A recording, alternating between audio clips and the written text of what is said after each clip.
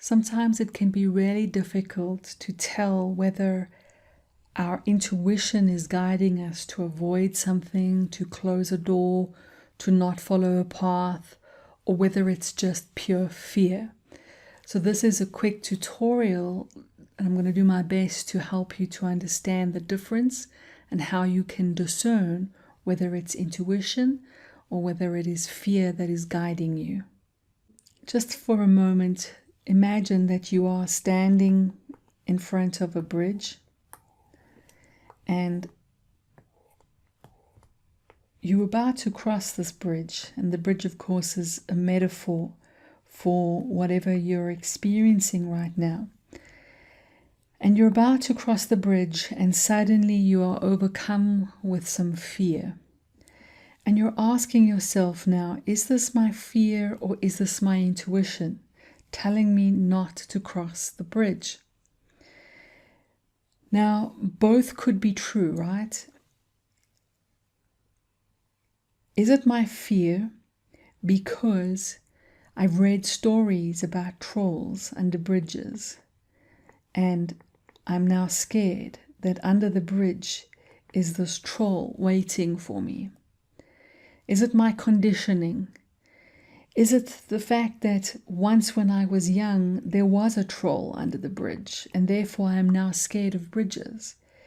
Is it because someone else had an experience on this bridge and somehow the song of that is still intuitively in play and I'm picking up on something that doesn't even belong to me? Or is it because there actually is a troll under the bridge and therefore my intuition is helping me to know that it is not safe to travel over the bridge? The first thing I want to emphasize is that fear itself does not indicate anything but fear. It may or may not be true that there is something under that metaphorical bridge. Fear contracts in the body. Yes, fear causes a contraction in the body. Fear and all of its similar sensations usually indicates to us, and you might have heard this before, that there is false evidence appearing real. In the Advaita tradition, there is a story, a very famous teaching and fable about a man who is going to a well to drink water, and he becomes really frightened because he sees a snake at the well. And he is thirsty, but he now can't go to the well to drink because of the snake. Then the light changes because the sun moves. And he realizes that in fact it is not a snake, it is a rope. And in this moment his fear is dissolved because the false evidence that was appearing to be real is now gone. The rope is still the same rope, but his perception of the rope has changed. Now, this is an important thing to bear in mind, but this is not to say that fear does not have a place in the world. Think about what in my coaching work I call a positive intention, right? That everything has a PI, that behind every behavior is a valid reason, no matter how distorted that behavior becomes. So what is the positive intention of fear? What is its positive purpose? It's protection. And what kind of protection? It's protection of the body, right? So it's very physical. Fear is a very biological, physical phenomenon. And our bodies do have some kind of innate instinct.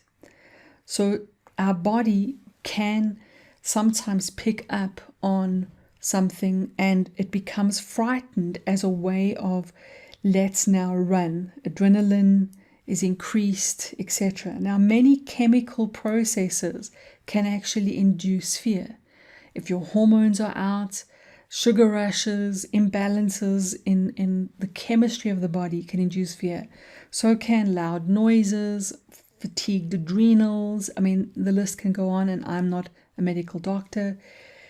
So, this is all knowledge you can gather over time, that fear is actually a biological phenomenon designed to help you to produce adrenaline so that you can run away from the troll under the bridge. So it has a positive intention, but how much of fear is actually unhelpful? The fear that tells us not to touch hot stoves, the fear that tells us not to put our body in harm's way, is probably, we could say, helpful. The fear that drives some adrenaline to help us to run from the troll, to run from the tiger and the lion, that is helpful. It has value. If somebody cuts you off in traffic and your heart beats faster, that's a valuable thing. Your body's getting ready to take action, to do something to help you, because life is in service to itself. It is honoring itself. But what about fear that's beyond that? What about fear of all the things our thoughts conspire to terrorize us with, the nightmares of being frightened of what other people think about us, being frightened of imagined futures, being frightened of the wrong path, as if there is even a wrong path. Here is another teaching. I teach this in my intuition coaching courses. When a river flows down from the top of a mountain, does the river start at that spring and ask the question, what is the right way down? Does the river have fear of hitting boulders and cliffs? No. The river knows it will find a way, because the river will flow around the obstacles. The human mind, with its ego and its fear and its mix of biological fear, is always trying to find the right way down the mountain. And what we mean by right is safe. Safe from suffering. Right? Safe from suffering of all kind. We're trying to find a pain-free path. Wisdom shows us, and life shows us, there is no such thing as a pain-free path. There's no such thing as a pain-free path to building a business. There's no such thing as a pain-free path in a relationship. There's no such thing as a pain-free path in our families. There's no such thing as a pain-free path for our health. There's no such thing as a pain-free life. The Buddhist teaching that life is indeed suffering might be something the ego doesn't want to hear, but life has its obstacles, it has its cliffs, it has its boulders, and they are a part of life.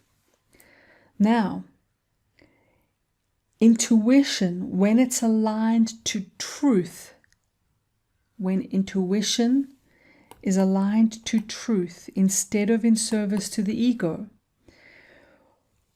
helps us to feel for, not where are the obstacles so that I can find a supposed right path, which is impossible.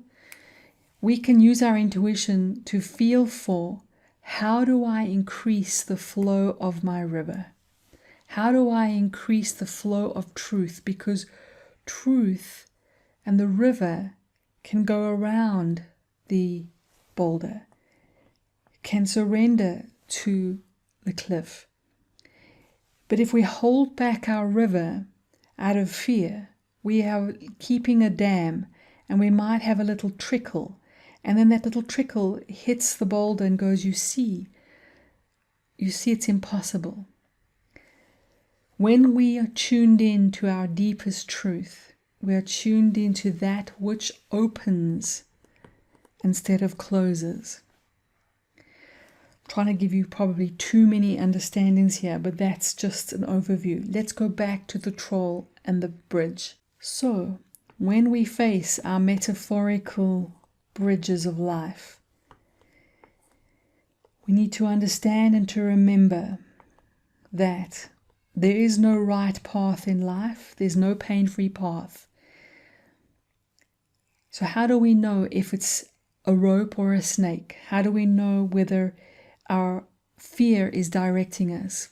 My best, most practical, simple, final instruction here is you've got to get equal to your trolls. Get equal to your trolls, your perceived or imagined trolls. So tune in and imagine that as you cross the bridge, you face the troll.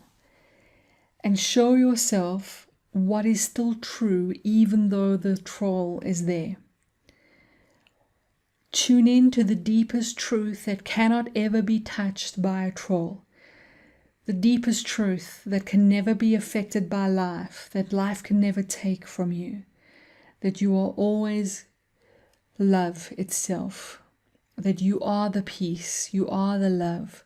That nothing can take that from you. It's only an illusion that makes it look like we lose that. Tune into the truth so that you increase the strength of your river to flow around anything you find. Get equal to. Show yourself the truth that you are equal to all trolls. That should help to neutralize the fear in your body so that you can see without fear interfering. I'm intentionally spelling interfering wrong because fear interferes with our intuition. It's like static on a radio station that we cannot hear clearly. The moment you feel more neutral, you can check with your intuition, and what you're listening for is more where the river wants to flow. And the river is not afraid. So the river, where the river wants to flow is your course, your natural, true movement, your intuitive, spontaneous, natural movement.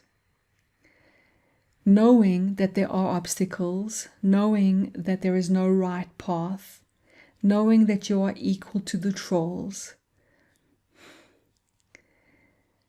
then you will see that your intuition always guides you to be the river, to flow, and to know the deepest truth of yourself, that there are no trolls and there's no obstacles that you are not equal to. I hope that is helpful.